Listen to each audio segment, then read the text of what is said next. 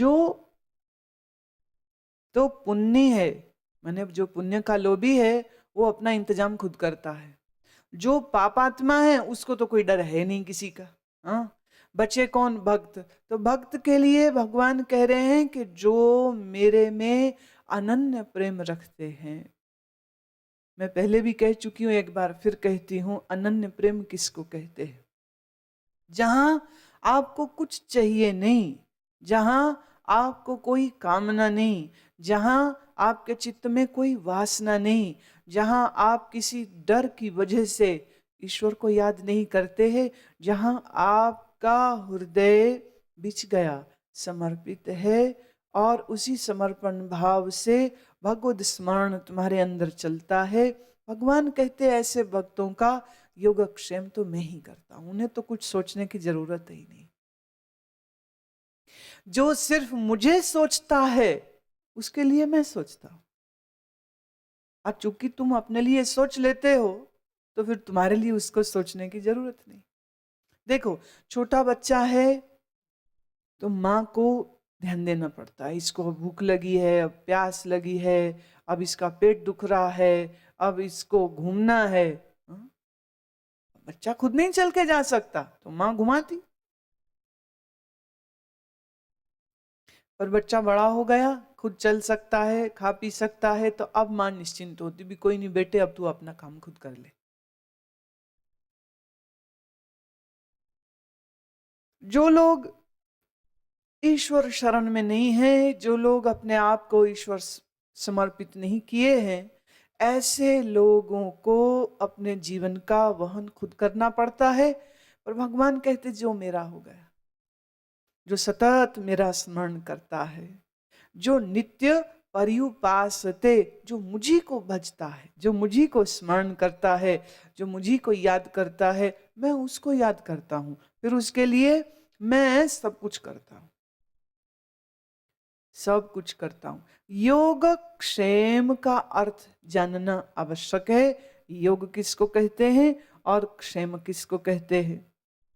योग का अर्थ है भगवान की प्राप्ति होना, यह योग। योग का अर्थ होता है जुड़ना, यूनियन। मैं योग देता हूं। अच्छा, इस सब शब्द का बहुत लोगों ने, मैं बड़ा हैरान हुई जब मैंने दूसरे लोगों के किए अर्थ देखे। सबने इसका अर्थ ये दे रखा है, योगक्षेम का अर्थ कि उनका खाना पीना कपड़ा मकान सबकी चिंता भगवान करते हैं।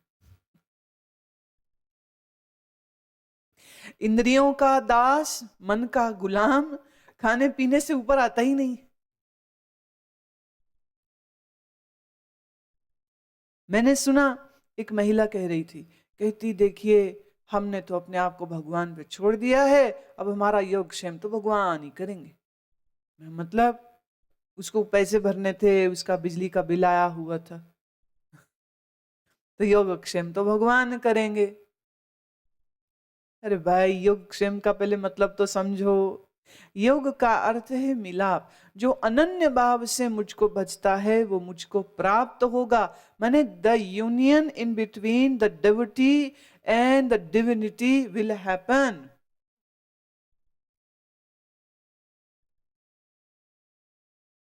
और क्षेम किसको कहते हैं?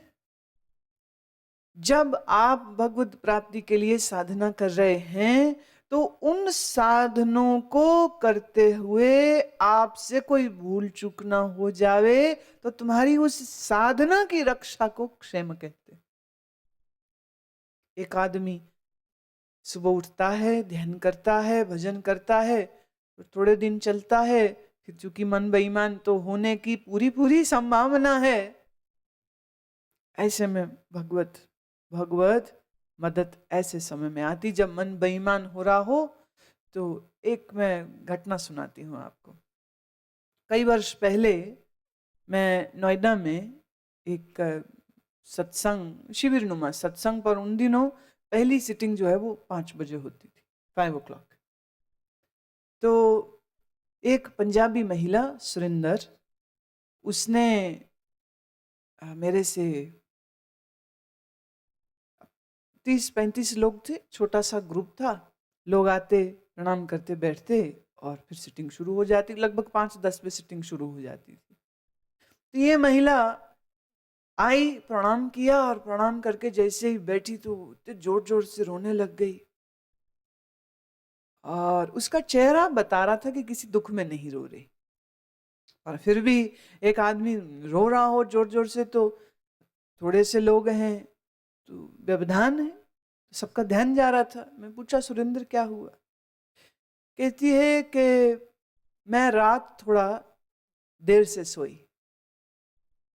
शिविर 15 दिन का था और ये 12वां दिन था। बोले रात को मैं देर से सोई और जो आपने सिखाया था उस ध्यान का प्रयोग करते करते देर समय अनुसार, चूंकि बिस्तर में लेट से गई, फिर उसके बाद ध्यान चलता रहा तो नींद और लेट आई होगी, तो मैं अपना अलार्म लगाना भूल गई। 4:30 का मैं अलार्म लगाती थी। स्नान करके और यहां पहुंचने में 5 मिनट का रास्ता है तो देर नहीं लगे, तो 4:30 का alarm was working very good for me. पर मैं अलार्म भरना भूल गई, सो गई। कि ठीक 4:15 बजे होंगे, मैं सो रही हूं और आवाज आई, आपकी आवाज आई, सुरेंद्र उठ जा। कहती मैं, जैसे नींद में हो आदमी तो पूरी तरह से सुनाई भी नहीं पड़ती। कहती दूसरी बार फिर आई, मैं थोड़ी जगी, आंख खुली,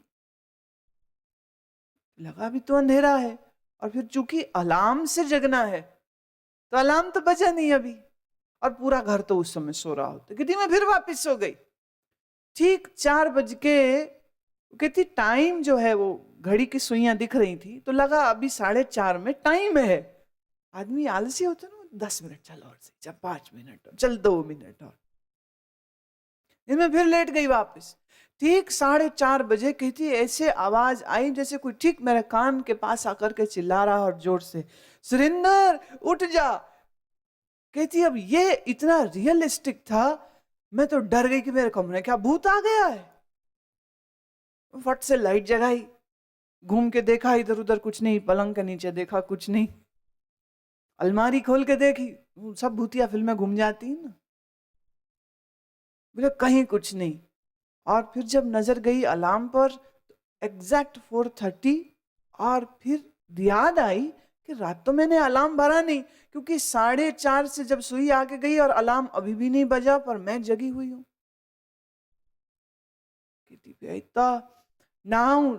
नहाती रही, रोती रही, कपड़े पहने, रोती रही, भाग के यहां तक आई, तो तब से मेरा रोना बंद नहीं हो रहा है कि मैं तो अलार्म लगाना भूल गई, मैं तो आज सुबह उठ ना पाती, और अगर ये मेरी सिटिंग मिस हो जाती तो मेरा शिविर खत्म हो जाता। आप एब्सेंटीज को फिर लेते नहीं हैं। तो ये क्या था? मैं अलार्म लगाना भूली हूं, तो ये जगाया किसने? बोले आप आए थे। तो जिनके घर में मैं ठहरी थी तो वो मेरे से पहले वो बोले आपका घर तो इनको पता ही नहीं है, कहां से आएंगे आपके घर में। ये बहुत कड़क जाट महिला बहुत तड़क के बोली, कहती तेरे को क्या पता, जो नींद में मेरे अंदर आ सकते हैं वो मेरे घर तक नहीं आ सकते। कोई स्वप्न नहीं, बिना स्वप्न की नींद थी। मैंने अलार्म नहीं लगा है तो जगाने वाला, इसको आप अपने ढंग से समझना चाहिए, समझिए। But for a sadhak, for an aspirant, there are many forces which are going to function to protect his sadhana, to protect the methodology, whatever you are practicing. इसे कहते क्षेम। योगा क्षेम व्यायाम्य हम, मैं ही उसका योगक्षेम करता हूं। किसका? जो अनन्य भाव से मेरा स्मरण करता है। तो माने आधी दुनिया पाप में फंसी है, आधी दुनिया पुण्य में फंसी है, और जो ईश्वर का भक्त है वो ईश्वर के प्रेम में फंसा हुआ। पर ये प्रेम में फंसा हुआ बंधन मुक्ति की ओर ले जाता है। एक बंधन वो जो तुम्हें गिराए, एक बंधन वो जो तुम्हें उठाए। एक आसक्ति संसार की जो संसार में और अधिक तुम्हें धसा देती है, और एक बंधन प्रेम का जो तुमने गुरु के संग बांधा, गुरु के संग बांधा हुआ बंधन तुम्हें ब्रह्म के करीब लेके जाता है। क्यों? कि गुरु बाधा नहीं बनेगा, गुरु दीवार नहीं बनेगा, गुरु तो द्वार बनेगा। द्वार से गुजरो, दीवार नहीं बनेगा। तो वो श्रम करता है, वो तुम्हारे लिए प्रयास करता है कि तुम्हारा मन टिका रहे, तुम्हारी साधना ठीक से चलती रहे। आदमी का मन जाने कब डोल जाए, आदमी का मन जाने कब बेईमान हो जाए, इसके मन की सुरक्षा भी भगवान कहते मैं ही कर देता हूं। पर किसकी? अनन्य भक्त होना चाहिए। You have to fulfil the condition. ऐसे ही किसी की रीस, किसी की नकल तुम नहीं कर सकते हो कि उनके साथ ऐसा हुआ तो मेरे साथ भी ऐसा ही हो जाएगा। Don't assure yourself that Bhagwan will protect you from everything.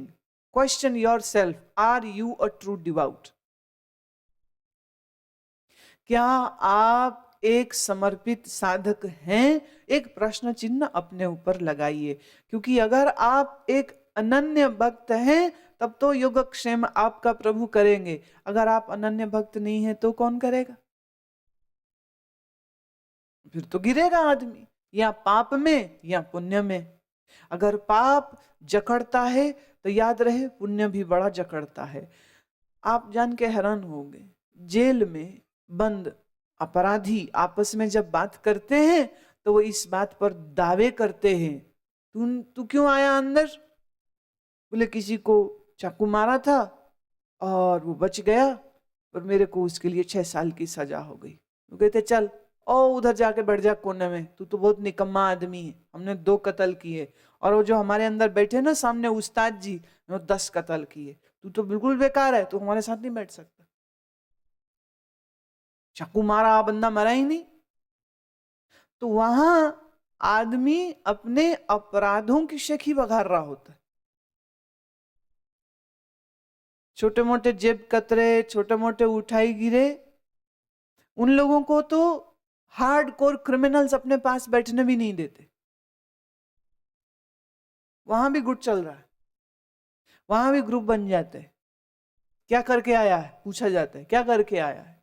मैंने सुना कि ऐसा एक जेल अधिकारी बता रहे थे कि जेल में जो रेपिस्ट हो उनके साथ अक्सर जो बड़े घोर अपराधी हैं वो उनके साथ कभी शामिल नहीं होते, क्योंकि वो इन लोगों को जो बलात्कारी हैं कहते समहाव बलात्कारियों के साथ बड़ा कड़ा रुख रहता है।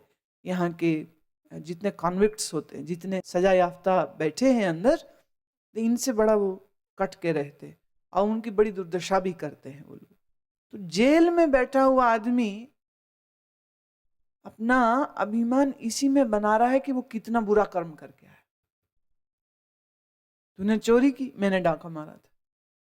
तूने 10,000 चुराए थे, मैं तो 50 लाख की चोरी करके आ रहा हूं। इसमें भी गर्व महसूस करते, ऐसे जैसे एक पुण्यवान गर्व महसूस करते। लोग मिलते हैं आपस में, ये सीजन शुरू हो गया ना तीर्थ का, अब जिसको देखो गाड़ियां भर भर के, को हरिद्वार निकलेंगे, कोई 4 धाम जा रहा, कोई अमरनाथ जा रहा। अमरनाथ तो वैसे ही 45 दिन भर की यात्रा होती है, तो निकल रहे हैं। बोले तुम हो आए गंगोत्री? बोले अरे हम तो हर साल जाते। बोले हम तो पहली बार जा रहे। जाओ जाओ कुछ पुण्य ले लो। तुम पहली बार लोगे, हम तो पुराने पापी हम हर साल जाते। और जो ऐसा पहले बार जा रहा हो, उसको ये अनुभवी आदमी ऐसा उपदेश देगा, वहां ये है, वहां वो ना करना, वहां ये करना, वहां ये नहीं करना, वहां वो करना, पूरे नियम सिखाएगा, पूरा तरीका बताएगा। वहां मंदिर में वो ब्राह्मण हैं, उनको मेरा नाम ले देना, बहुत अच्छे से दर्शन कराएंगे। वो गया ऊपर बद्रीनाथ जाकर के उसने पूछा इस नाम का कोई ब्राह्मण है? बोले इस नाम का तो कोई ब्राह्मण ही नहीं है यहाँ पे। ऐसे ही शेखी बघार रहा है। अगर पापी आदमी अपने अहंकार में धसे हुए होते हैं तो पुण्य करने वालों का अहंकार भी देखने लायक होता है। मैंने एक कहानी पढ़ी थी, एक जगह मंदिर बन रहा था, बड़े मजदूर काम कर रहे, पत्थर कूटे जा रहे थे, शिलालेख बनाए जा रहे थे। एक राहगीर ने पूछा, ये किसका मंदिर बन रहा? उसका भाव था, कृष्ण है, राम का मंदिर, हनुमान का, दुर्गा का, किसका मंदिर बन रहा है? तो एक काम कर रहे बूढ़े मजदूर ने कहा, ये सेठ दीनदयाल का मकान, सेठ दीनदयाल का मंदिर बन रहा है। बोले नहीं वो तो ठीक है, ये बन किसका रहा? मैं कौन बनवा रहा है मैं ये नहीं पूछ रहा, बन किसका रहा है? मजदूर ने कहा, भाई साहब आप यही नहीं समझे, भगवान को तो मंदिर की जरूरत ही नहीं है, मंदिर तो इनके लिए ही बन रहे होते, क्योंकि फिर इसके बाद ये शिलालेख जिसको मैं बना रहा हूं ये लगेगा, सेठ दीनदयाल गोपाल मंदिर, पहले नाम उसका आएगा, बाद में नाम गोपाल का आएगा। तो मंदिर तो सेठ का बन रहा है, भगवान को मंदिर की जरूरत नहीं है। जितना अधिक पुण्य कर्म करता है, समहाव पुण्य करने वाले का अहंकार उतना ही बड़ा है, और जो पाप करता है उसके अपने उतना ही बड़ा अहंकार लिया है। तो अहंकार के बोझ तले पुण्य भी है और पापी भी है, और भक्त जो है वो इन दोनों से मुक्त होता है, ना वो पुण्य है ना वो पापी, दोनों दोनों से परे। रस्सी तो रस्सी होती है, चाहे वो बोरी की बनी हो चाहे वो रेशम की बनी हो। रेशम की बनी रस्सी भी गांठ मारो तो फंसाती है, और साधारण रस्सी में भी कोई तुम्हारे पैरों में गांठ बांध दे तो तुमको वो बांध देगी। भक्त दोनों ही रस्सियां खोल देता है।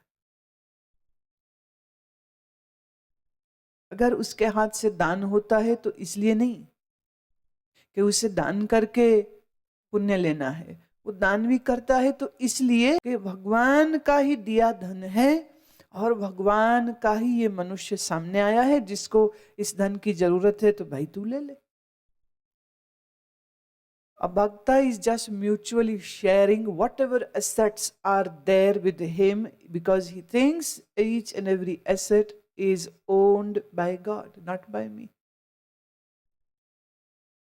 विशाल हृदय है भक्त, कंजूस नहीं है, विशाल हृदय है उसका।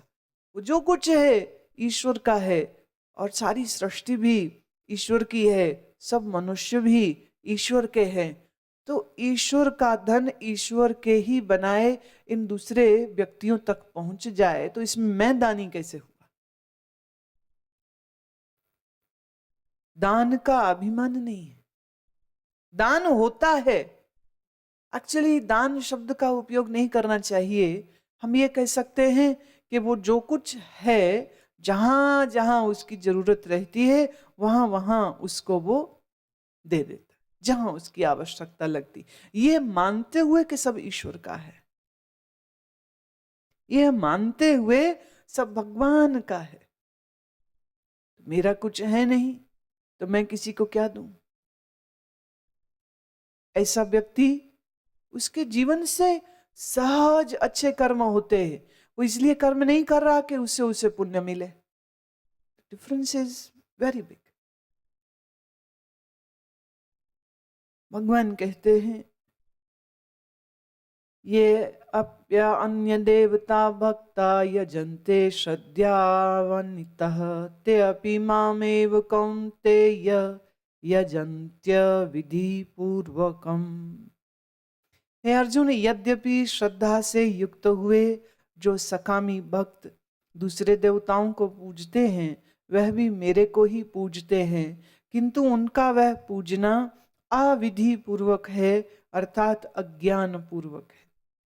भगवान ने पीछे कहा ना कि लोग देवी देवताओं को पूजते हैं, ये ग्राम देवता, ये हमारे गांव की देवी, ये हमारी कुल की देवी, ये इंद्र देवता, ये अग्नि देवता, ये इंद्र देवता, ये 9 ग्रहों के देवता, इनकी पूजा करते हैं।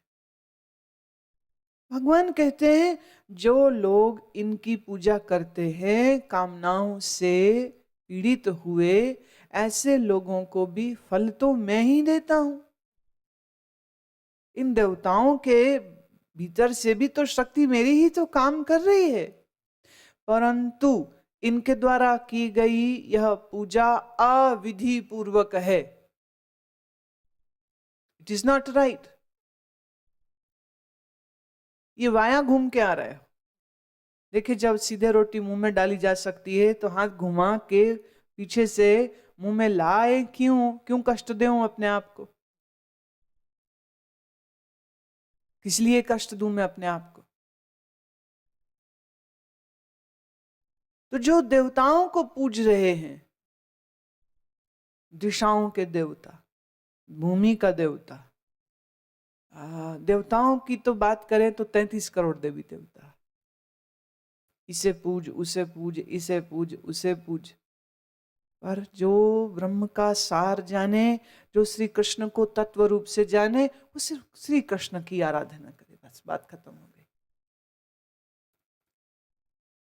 एक वृक्ष पर कितने पत्ते हैं, शाखाएं हैं, फूल हैं, पर आप पानी सिर्फ जड़ को देते हो, बस जड़ को पानी दिए, पूरे वृक्ष को जल अपने आप चला गया। इसी तरह से जो भक्त है वो सिर्फ भगवत स्मरण करता है, बाकी कुछ की उसको कोई फिक्र नहीं। प्रणाम सबको है, प्रणाम सबको है, द्वेष में किसी से नहीं, पर हम अपना वक्त ईश्वर की आराधना में लगाएं, हम यहां वहां ना लगाते फिरे।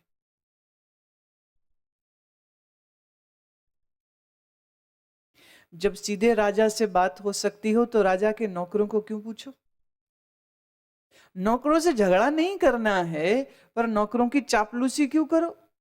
जब कार्य मालिक ने कर देना है और मालिक तक पहुंच सीधी हो सकती हो, तो फिर बीच के लोगों को काहे को रखो? भगवान कह रहे हैं, अहम ही सर्वज्ञानाम भोक्ता च प्रभुरेव च न तु माम अभिजानन्ति तत्वे नातश्चयमन्ति ते।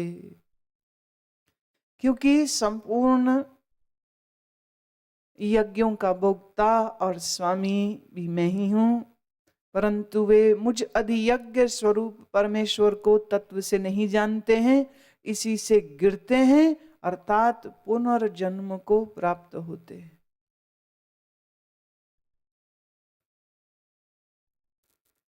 यज्ञ भी मैं, देव भी मैं, अधियज्ञ भी मैं, पर मेरे इस ब्रह्म स्वरूप को जो नहीं जानता है और मेरे किसी एक चिन्ह को पकड़ के जो उसकी पूजा करता है, ऐसे व्यक्तियों का जन्म मरण समाप्त नहीं होगा। यज्ञ भी मैं, अधियज्ञ भी मैं। अब अधियज्ञ, यज्ञ, ये सब को हम पिछले ही दिनों में बहुत खुलासे से इसका वर्णन कर चुके हैं, सो उसको अब दोबारा से नहीं लेंगे। पर भगवान के इस वचन को समझने की चेष्टा यूं करें, जब सर्व ब्रह्म है, जब सर्व ही पर प्रभु है, जब सर्व ही परमात्मा है, तो फिर उसी परमात्मा का ध्यान करे, फिर उसी परमेश्वर की लौ लगाए, फिर इधर उधर यहाँ वहाँ देवी देवताओं को पूजने की क्या आवश्यकता? किस लिए?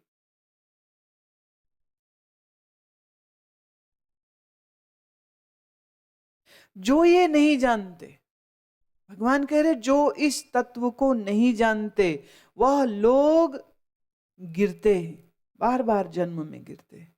तो तत्व स्वरूप को समझने के लिए, तत्व कौन है, श्री कृष्ण कौन है, ब्रह्म कौन है, आपका सारा फोर्स, आपका सारा समय इसके ऊपर ही लगना चाहिए।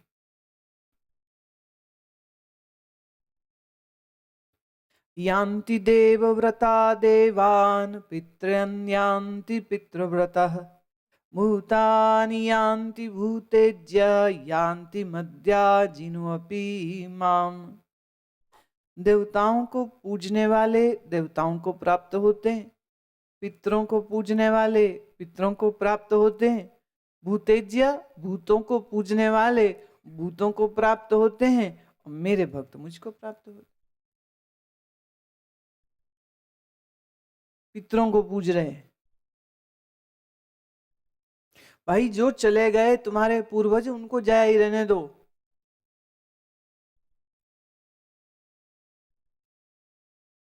क्योंकि वो कोई ज्ञानी तो थे नहीं। क्या मालूम उनका अभी तक जन्म ना हुआ हो, क्या मालूम उनको अभी भी घर में ही बैठे हों पिशाच बन के, और ऊपर से तू उनकी पूजा कर रहा। वो तो और खुश होंगे, भाई पक्का डेरा डालो, बच्चे बहुत अच्छे।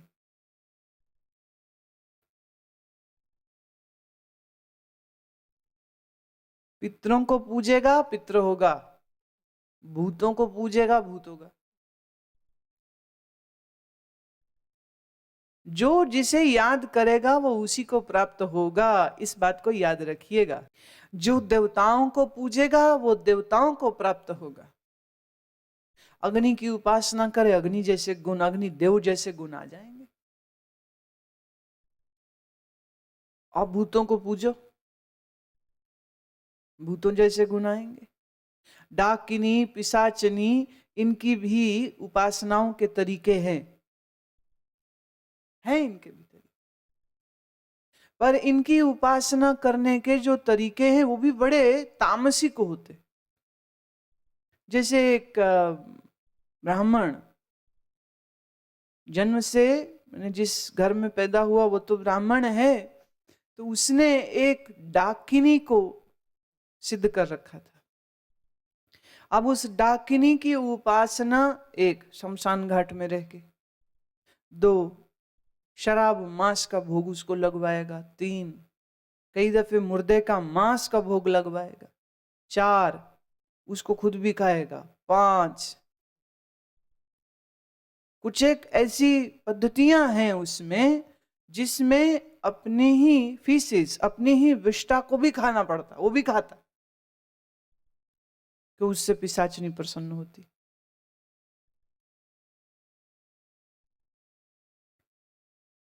ऐसी विकृत, ऐसी तामसिक साधनाएं करने वाले व्यक्ति भी हैं, ये भी है।